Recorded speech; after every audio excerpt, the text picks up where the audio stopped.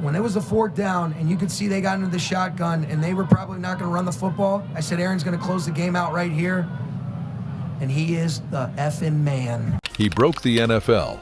The pocket was never safe. It's February 13th, 2022, Super Bowl 56. The Los Angeles Rams are clinging to a 23-20 lead with less than a minute left on the clock. The Cincinnati Bengals have the ball. Joe Burrow, one of the most dangerous young quarterbacks in football, needs just a field goal to tie it. The NFL world holds its breath. And then, on 4th and 1, Aaron Donald lines up. Not on the edge, not from the outside, from the inside. The most dangerous place a man can stand in professional football. The snap fires. Donald explodes off the line before the guard's feet are even set. Burrow feels him, scrambles, fires a desperation pass. Incomplete. Game over. Super Bowl champions. The man who just locked up a championship wasn't a linebacker, wasn't a safety, wasn't a defensive end. He was a 280-pound defensive tackle who somehow made the most important snap in the NFL season his personal property. And he did it by doing exactly what he'd done for 10 years straight, making the pocket collapse from the inside out, where there is no escape. He broke the NFL. The pocket was never safe, and this is the story of how. Chapter 1. The Kid from Pittsburgh. Pittsburgh, Pennsylvania, a working-class city that molds its sons the hard way. Through cold mornings, steel-town discipline, and a reverence for physical toughness that runs bone deep. I grew up real lazy, so I ain't never used to want to do chores, real chunky kid. So my dad, when I was 12, he was like, man, I'm gonna start getting you working out. So I came down here, started working out with my dad, started seeing a change in my body, and then got addicted to it. Aaron Charles Donald was born here on May 23, 1991. No silver spoons, no shortcuts. Just a father with a vision and a basement gym that would change the trajectory of defensive football forever.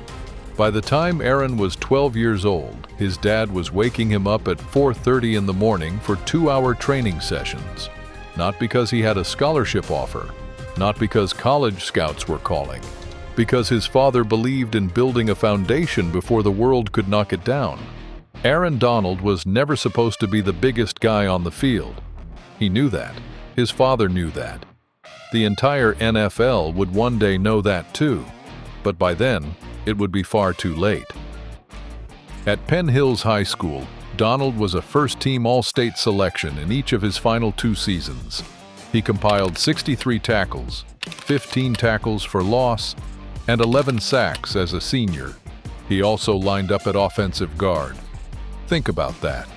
The most dominant defensive player of his generation was versatile enough to play both sides of the ball in high school. That physical IQ? That chess player's understanding of leverage and angles? It was already there. Satchel will throw, and Myers is sacked back outside the 15-yard line. The ball is loose, and Indians pick it up. Aaron Donald across the 40, the 50, down the sideline at the 30, the 20, the 10, touchdown Penn Hills. Aaron Donald, 85 yards on the fumble return. He committed to the University of Pittsburgh, his hometown school, when most big-time programs passed on him. He was rated a 3-star prospect. Recruiters saw a short defensive tackle from a mid-level program and moved on. Classic mistake.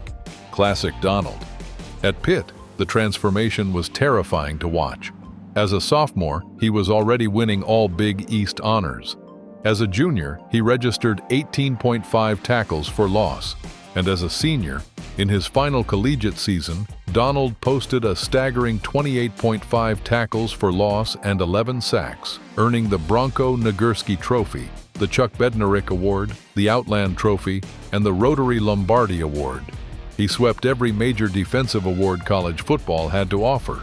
In 4 seasons at Pitt, he accumulated 29.5 sacks and 66 tackles for loss. Those numbers sound fictional. They were not. But here's the WTF moment that should have warned the entire league what was coming. February 2014, the NFL Combine in Indianapolis. Aaron Donald, 6 feet 1 inch, 285 pounds, runs a 4.68 40-yard dash. The fastest 40 ever recorded by a defensive tackle at that point in Combine history. A man built to collapse pocket from the inside, moving like he's late for a flight. Scouts' heads exploded. Offensive line coaches had nightmares. The warning label was printed in 40-yard dash time. A defensive tackle running a 4.68. Let that sink in. Running backs run slower than that. Wide receivers have gotten cut for running slower than that. And here's a defensive tackle telling the entire NFL, speed plus power plus leverage, from the middle of your offensive line. Still, with the 13th overall pick in their hands, 12 teams had a chance to select him and passed. With the 13th pick in the 2014 NFL Draft, the St. Louis Rams select Aaron Donald. When the St. Louis Rams finally called his name 13th overall in the 2014 draft, Aaron Donald exhaled a decade's worth of chip-on-the-shoulder energy and pointed it directly at every NFL quarterback in existence. Chapter 2. The Rise of Interior Gravity. Most rookies need a year to adjust. Donald adjusted in Week 1. He finished his first NFL season with 9 sacks, 2 forced fumbles, and 47 combined tackles. 9 sacks, the most by any rookie in the league that year. He made the Pro Bowl. He was named Defensive Rookie of the Year, and offensive coordinators across the league started doing something they'd never had to do for a defensive tackle, designing entire game plans around neutralizing one interior player. Here's what made him different. What film study revealed instantly. When most defensive linemen win, they win after contact. They fight through the block and grind to the quarterback.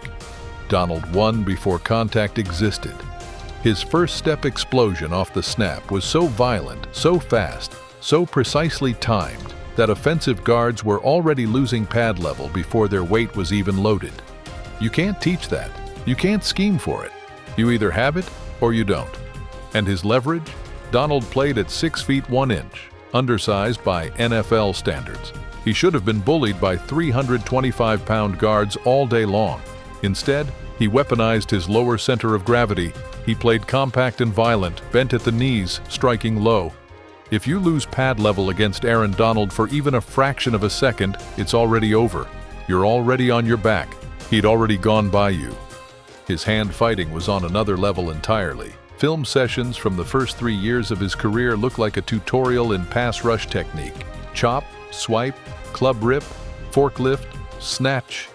He didn't just have moves, he chained them together mid-rep, mid-play, mid-second. A guard would think he had Donald locked up, and Donald would reset his hands, pivot his hips, and be gone. But here's what the stat line could never fully capture: the fury. Aaron Donald played like every single snap was personal, urgent, angry, focused. Teammates described practice against him as a controlled trauma experience, the kind of thing that left you humbled on Monday and better by Friday. He didn't trash talk. He didn't celebrate early. He just came, over and over, on every down, in the fourth quarter of blowouts, on run plays when he had no chance at the quarterback. His motor never, ever went idle. AD, though, his motor, it was every single snap, every single play. You could not take a play off, and he never took a play off. He was running. I don't know how he had that kind of conditioning. Defensive coordinator Raheem Morris said it plainly. Aaron is the greatest football player that probably most of us have been around. I don't know anybody that works or studies as hard as him. I don't know anybody that's smart and has the detail element of his game that he has. That quote wasn't about sack totals. It was about what it felt like to watch him prepare, and then watch him execute. And then there were the off-season videos. Every spring, like clockwork, clips would surface from Aaron Donald's training sessions, and the internet would collectively lose its mind. The NFL's own Instagram account captioned one video, "Won't be an off-season without Aaron Donald footwork videos." Think about that. The official NFL account posting a defensive tackle's agility drills as appointment content. That doesn't happen for nose guards. It happens for freaks. The footage was genuinely disorienting. Donald, listed at 285 pounds, moving through agility ladders with the quickness of a slot receiver. Fans left comments like, "Just have the whole O-line block him at this point." One clip showed him drilling hand combat sequences using Krav Maga techniques, a training method rooted in Israeli Defense Forces combat, adapted for football by his trainer Al Carson. In another, he repped 130-pound dumbbells like he was warming up. Offensive linemen watched these videos too. That was the point. Donald's brand wasn't talk. It was proof. Every off-season clip was fear propaganda for the men who'd have to line up across from him in September. You couldn't unsee it. You knew what was coming. You just couldn't stop it. The dark flip side of that ferocity? It didn't switch off at the whistle. In August 2022, a joint practice between the Rams and the Bengals, a brawl broke out near the end of the session, and video circulated immediately of Aaron Donald in the middle of it, holding two Bengals helmets, swinging one at opponents before being taken to the ground. The footage went viral for all the wrong reasons. It was covered by CNN, CBS, NBC, ESPN, everyone. Comparisons to Myles Garrett's 2019 incident surfaced instantly. Donald responded to the media circus with, "It was just a practice." And that, in its own strange way, told you everything. Not because it excused what happened, it didn't, but because it revealed the man underneath the highlights. That competitive engine didn't have a dimmer switch. The same force that made him unblockable on Sundays made him combustible when someone pushed his teammates. The fury was real. It was always real. The helmet swing was just the one time a camera caught it without the rule book around it. But the league noticed, and smart offensive linemen already knew. You didn't poke Aaron Donald. Not in practice, not in games, not ever. By 2017, he won his first AP Defensive Player of the Year award. By 2018, he didn't just repeat as DPOY, he destroyed every record an interior lineman had ever held. In the 2018 season, Aaron Donald led the entire NFL with 20.5 sacks. The best guys have it all. Aaron Donald is one of those guys that has every aspect. You know, he's smart, he's explosive, he's competitive, he's giving effort every single play, and he's powerful. So, I mean, you know, the guy has no weaknesses. Not led among defensive tackles, not led among interior players, led the entire league. In an era where the NFL had evolved to get the ball out in 2.4 seconds, specifically to outrun pass rushers, Aaron Donald was still getting there, still arriving, still collapsing the pocket before quarterbacks could execute their timing routes. 20.5 sacks, the most ever recorded by an interior defensive lineman in a single season in NFL history. He also led the league in QB hits, 41, and tackles for loss, 25. WTF doesn't begin to cover it. Here's the full scope of what he was doing that nobody was talking about loudly enough. Edge rushers are terrifying because they come from the perimeter. Interior pressure is different. Interior pressure is panic.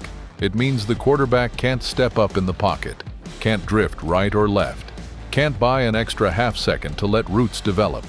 Interior disruption kills timing and mechanics simultaneously. Donald lived in the quarterback's lap. From the A-gap and B-gap, he was forcing early throws, breaking mechanics, and making quarterbacks see ghosts on plays that weren't even designed to come his way. Ask any offensive coordinator from 2014 to 2023. They all have the same story. We slid the protection to account for Donald, he went the other way. We doubled him inside, he got around it. We kept a back in to chip him, he still pressured on time. He is the only defensive tackle we have ever gone up against where the entire game plan is situated on not having him ruin the game. The only one. I don't care if it was a 5 down front. I don't care if there's a blitz happening over there. We are double teaming Aaron Donald. He won his second AP Defensive Player of the Year in 2018, becoming just the third player in history to win it in back-to-back seasons, joining J.J. Watt and Lawrence Taylor. Then, in 2020, he claimed his third Defensive Player of the Year, cementing himself in a category of one. He broke the NFL. The pocket was never safe. 3 Defensive Player of the Year awards, 8 first-team All-Pro selections, a Pro Bowl in every single season of his career, all 10 of them, 111 career sacks from the defensive tackle position. No one in modern NFL history has done what Aaron Donald did from the inside, and his versatility across alignments gave defensive coordinators weapons they hadn't had before. He could win as a 3 technique, crash down on a stunt, loop from the backside. Entire defensive game plans were built around his ability to threaten multiple gaps simultaneously. You couldn't just point a blocker at him and tell that blocker, handle it, because nobody could handle it. Chapter 3: The Championship and the Legacy. By the time the 2021 season rolled around, Aaron Donald had done something no defensive player had ever done. He made interior pass rush a franchise-level asset. Teams weren't just drafting defensive tackles differently because of him. They were building their entire defensive philosophy around the concept he'd proven, that the most dangerous place to attack a modern NFL offense is not from the edge, but from directly beneath the quarterback's chin. The Rams built a Super Bowl contender around that idea. With Donald anchoring the interior and Von Miller and Leonard Floyd on the edges, Los Angeles fielded one of the most suffocating pass rushes in NFL history. They knew what they had. They paid him accordingly, eventually making Donald the first non-quarterback in NFL history to average more than $30 million per season on a contract extension. The 2021 Rams tore through the playoffs. Donald had a sack in the wild card against Arizona. He wrecked a touchdown drive in the divisional round against Tampa Bay. Then, in the NFC Championship against San Francisco, his pressure on Jimmy Garoppolo forced the game-sealing interception that sent the Rams to the Super Bowl. And then came February 13th, 2022, SoFi Stadium, Super Bowl 56. You already know how it ends, but here's what the stat sheet can't fully tell you. For 60 minutes, Aaron Donald made the Bengals' offensive linemen feel like they were playing a different sport entirely. He recorded 2 sacks and 4 total tackles. He generated 7 pressures, a team high, on 40 pass rush snaps, a pressure rate of 17.5% in the Super Bowl, with the whole world watching and the Bengals dedicating extra blockers to him on nearly every snap. Every time Cincinnati committed another body to slow him down, it freed up Von Miller, Leonard Floyd, and Ernest Jones to wreak havoc. The Bengals' entire offensive line spent Super Bowl Sunday in survival mode, trying to outlast Aaron Donald rather than protect their quarterback. The Rams recorded 7 sacks total, tying a Super Bowl record. And then, the final drive, game on the line, 4th and 1. Joe Burrow, brave, unbreakable, dangerous, takes the snap. Donald explodes. Burrow feels the pressure and fires incomplete. The Rams win the Super Bowl 23-20. The most important snap of the most important game of the year belonged to a defensive tackle from Pittsburgh who'd spent his whole life being told he was too small, too short, too limited by his position to be the most dangerous player on the field. He was never too small. He was just built differently. Aaron Donald announced his retirement in March 2024. He didn't leave because he had to. He left at the absolute top, a champion, still elite, with no injury forcing his hand and no performance drop demanding it. He chose his moment. He walked away on his own terms. For a player defined by control and timing, it was the only fitting exit. He left with 111 career sacks, second most by any defensive tackle in NFL history. He left with 8 first-team All-Pro selections, 10 Pro Bowl nods, and 3 AP Defensive Player of the Year awards. No other player in modern football history has dominated from the defensive tackle position the way he did. Not for 1 year, not for 2, for an entire decade. Fair to compare Donald to NFL legend, Hall of Famer LT Lawrence Taylor? I kind of think it is. And when the Hall of Fame call comes, and it will come the first year he's eligible because this is a no-debate, first-ballot lock if there has ever been one. It won't just be for the sacks. It'll be for what those sacks meant, for what he changed, for the decade-long proof that one man, lined up in the right gap with the right motor and the right technique, could make the entire architecture of a modern NFL offense feel fundamentally unsafe. What makes him truly unfair, what makes the documentary thesis so clean, is the era he played in. The modern NFL spent 20 years engineering offenses to escape pass pressure. Quick passing games, hot routes, mesh concepts, everything designed to get the ball out before rushers could arrive. And Aaron Donald took all of that innovation and turned it into a problem it couldn't solve. because you can get the ball out fast enough to beat a rusher on the edge. You can't get it out fast enough to beat someone already living in your lap at the snap. He broke the NFL. The pocket was never safe. And for 10 seasons, every quarterback who faced him knew it the moment they heard the snap count. They didn't just lose the pocket, they lost the math. Aaron Donald didn't dominate because he was the biggest. He dominated because he made every single offense in the NFL play his sport, from the inside, where there is no escape. If this story hit different, drop a like, leave a comment with who you think should get the documentary treatment next, and subscribe so you never miss another deep dive. Every week we go where the numbers don't go. Every week we find the story behind the story. End Zone Exposed, where the truth always scores.